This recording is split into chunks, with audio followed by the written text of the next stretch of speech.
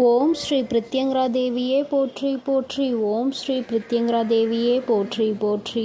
என் அன்பு பிள்ளையே, உனக்கு குறித்த இந்த நாளில் உன்னுடைய வாழ்க்கையில் நீ எதிர்பாராத ஒருவரை சந்திக்கப் போகின்றாய். எதிர்பாராதவர் என்றால் யாராக இருக்க முடியும் என்று நீ யோசிக்கின்றாய் அல்லவா? என் தங்கமே, நீண்ட நாட்களாக நீ சந்திக்க வேண்டும் என்று நினைத்த ஒருவர், பல நாட்களாக அவரை சந்திக்க நீ முயற்சி செய்தும் நடக்காமல் போன ஒருவரை நான் குறித்த நாளில் சரியாக நீ எதிர்பார்க்காத ஒரு நேரத்தில் அவரை சந்திக்க வேண்டிய கட்டாயம் உனக்கு ஏற்பட்டிருக்கின்றது. எத்தனையோ நாட்களுக்கு முன்பு பார்த்த ஒருவரை மீண்டும் பார்க்கும் பொழுது உன்னுடைய மனதிற்குள் மகிழ்ச்சி வெள்ளம் பெருகத்தான் போகின்றது. என் பிள்ளையே, நீ சந்தோஷத்தில் நிச்சயமாக மூழ்கத்தான் போகின்றாய். எதிர்பாராத நிகழ்வுகளை எல்லாம் உன் வாழ்க்கையில் நடத்தி காட்டுபவள்தானே இந்த தாயானவள். அப்படி இருக்கும் பொழுது உனக்கான இந்த நாளையும் நான் குறித்து விட்டேன். உன் வாழ்க்கையில் நீ பல நாட்களாக எதிர்பார்த்து நின்ற விஷயத்தை தான் உனக்கு நடத்தி கொடுக்க போகின்றேன்.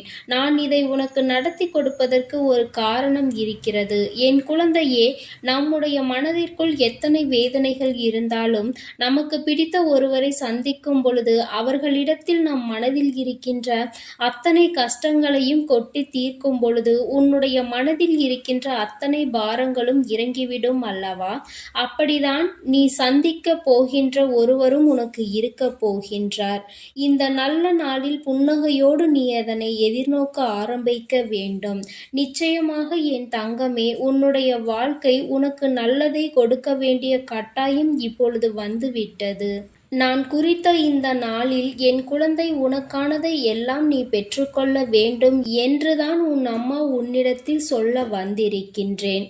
என் பிள்ளையே, நீ சந்திக்க போகின்றவர் ஒரு காலத்தில் உன் மனதிற்கு மிகவும் நெருக்கமானவர்களாக இருந்தார்கள். அவர்களை நீ சந்திக்க வேண்டியது உனக்கு இப்பொழுது கட்டாயமாக இருக்கின்றது. உனக்கு இந்த வாய்ப்பை அதனால்தான் கிடைத்திருக்கின்றது. என் பிள்ளையே, நிச்சயமாக இதை கேட்டு கொண்டிருக்கின்ற 150 பேருக்காவது இந்த சூழ்நிலை நடந்துவிடும். என் குழந்தையே, சந்தித்து விட்டு அதன் பிறகு நிச்சயமாக உன்னுடைய மனதில் இருக்கின்ற பல குழப்பங்களை நீ மறந்து, தேவையில்லாத சிந்தனைகளை மறந்து, மகிழ்ச்சியோடு நீ இன்றைய நாளில் நல்லபடியாக கடந்து வந்து விடுவாய். என் தங்கமே, நிச்சயமாக நீ பணம் சம்பாதிப்பது மட்டுமே வாழ்க்கையின் மகிழ்ச்சி என்று நினைத்து கொண்டிருக்காதே. பெரும்பாலான சூழ்நிலைகள் பணத்தை வைத்துதான் இருக்கிறது என்பதை உன் தாயானவள் நான் நன்கு புரிந்து கொண்டிருக்கிறேன். ஆனால் பணத்திற்காக மட்டுமே ஓடிக்கொண்டு, பணத்தை மட்டுமே தேடிக்கொண்டு வாழ்க்கையில் இது போன்ற சில நட்புகளும் உறவுகளும் இல்லாமல் நீ வாழ்ந்து விடாதே. என் தங்கமே, என்னதான் பணம் உனக்கு தேவைப்பட்டாலும், உன்னுடைய இல்லத்தில் இருந்தாலும் சில உறவுகளினுடைய அன்பையும் நீ தேக்கி வைத்திருக்க வேண்டும். உன் மீது உண்மையான அன்பு வைத்த உறவுதான் உன்னை தேடி வருவதாக நான் சொல்கின்றேன். என் தங்கமே, காரணம் இல்லாமல் நான் உன்னிடத்தில் எதையும் கொண்டு வந்து சேர்ப்பது கிடையாது. அம்மா திடீரென்று எதிர்பாராத ஒருவரை சந்திப்பாய் என்று சொல்கின்றாளே, இது என்ன வேடிக்கையாக இருக்கிறது என்று நீ நினைப்பாய். ஆனால் நிச்சயமாக அது உனக்கு வேடிக்கை காட்டத்தான் போகின்றது என்பதை நீ மறந்து விடாதே.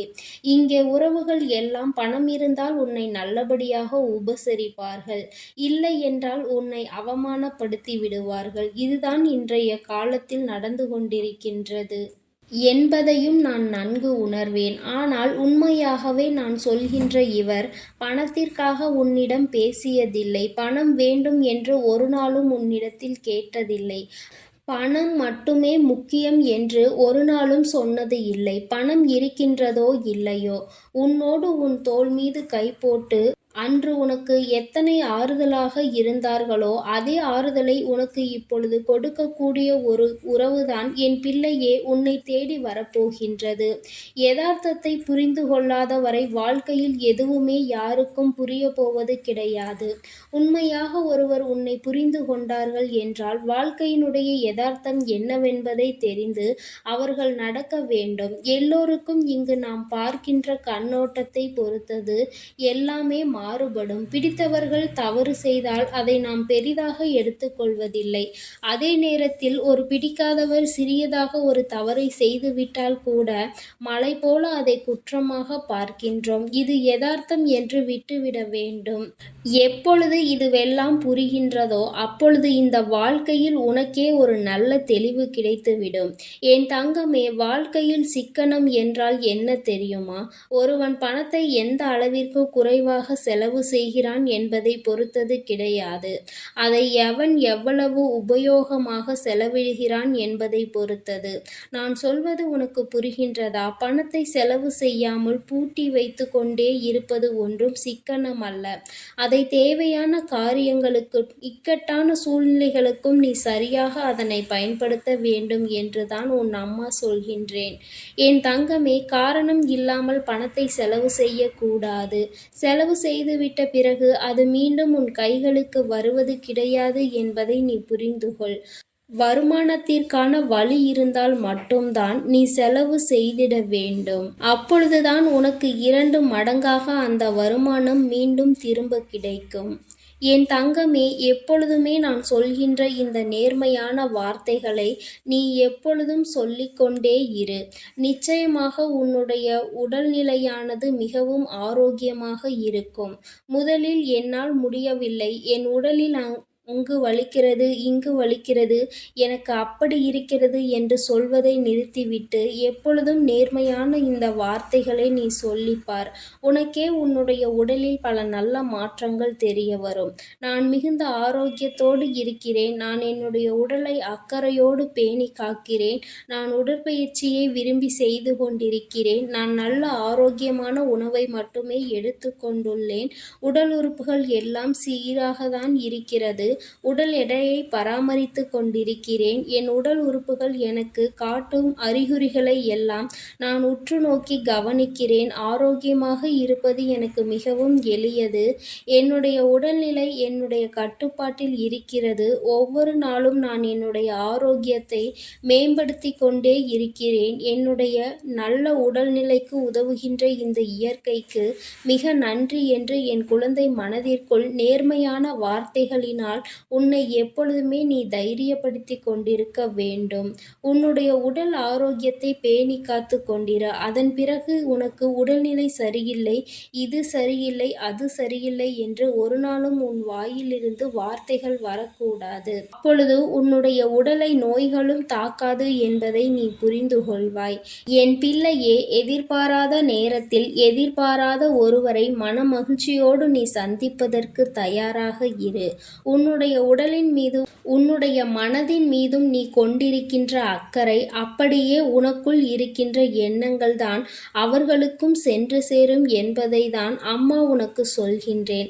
நல்ல எண்ணங்களை மற்றவர்களுக்கு கொடுக்க வேண்டும். நல்ல நிலையை மற்றவர்களுக்கு கொடுக்க வேண்டும். இது ஒன்று போதும் என் தங்கமே. உன் வாழ்க்கையில் உனக்கான சந்தோஷத்தை அது கொடுத்துவிடும். என் அன்பு பிள்ளைக்கு இந்த தாயானவளினுடைய ஆசீர்வாதங்கள் எப்பொழுதும் முழுமையாக இருந்து கொண்டே இருக்கும். என் தங்கமே, அதனால் நீ எதற்காகவும் கலங்காதே, எதை நினைத்தும் வருந்தாதே. நீ நல்லதையே நினைத்தால் உன் வாழ்வில் எல்லாம் உனக்கு நல்லதாக மட்டுமே நடக்கும்.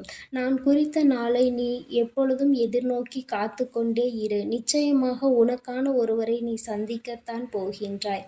என் தங்கமே, நம்பிக்கையோடு நீ காத்திருப்பாயானால் உன் வாழ்க்கையில் நிச்சயமாக நடக்கும். நம்பிக்கை இல்லாமல் நீ எதிர்நோக்கி கொண்டிருந்தால் நிச்சயமாக அது உனக்கு நடக்காது என்பதை நீ புரிந்து கொள். ஓம் ஸ்ரீ பிரித்யங்கரா தேவியே போற்றி போற்றி. ஓம் ஸ்ரீ பிரித்யங்கரா தேவியே போற்றி போற்றி. ஓம் ஸ்ரீ பிரித்யங்கரா தேவியே போற்றி போற்றி. ஓம் ஸ்ரீ பிரித்யங்கரா தேவியே போற்றி போற்றி.